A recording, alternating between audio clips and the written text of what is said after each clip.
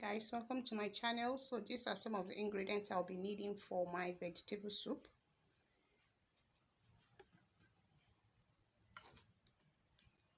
For my vegetable soup, I need my ugu leaf, very fresh. We're going to wash and slice. Then we have our water leaf already sliced, and we have our onions. These are onions. I'm going to be using half of it to season my meat and then add a little part of it when I'm cooking the soup, so keep watching so that you know when I'll be adding it. Then I have my scotch bonnet. I have my also the yellow pepper. I'll be adding this one later. I have my cow skin. I'll be using goat meat. You can use any meat of your choice. You can even use chicken. I have my crayfish. I'm going to blend it. I have my stockfish that I'll be adding to it, though it's optional. You can use dry fish if you want. Then the special ingredient I'll be adding is the periwinkle.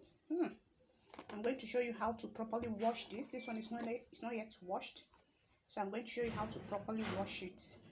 So let's get started. First, we are going to wash this because we are going to season it with the meat, the cow skin, and the stockfish. So let me show you how to properly wash your periwinkle. So after shaking your periwinkle, don't sieve the water like this. Simply bring it out.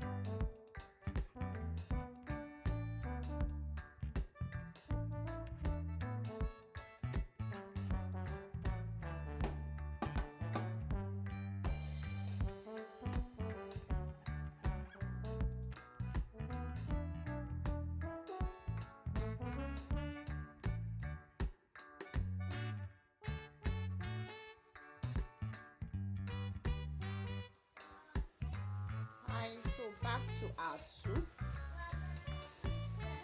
You'll be surprised the pot has changed, but I observed the other pot is very small for the quantity of soup I'm going to make, or I want to make rather, and I have to transfer it into a bigger pot that will kind of give my stuff some space. If you observe, we still have the stockfish, we still have the cow skin, there's them, we still have our goat meat, and of course our periwinkle.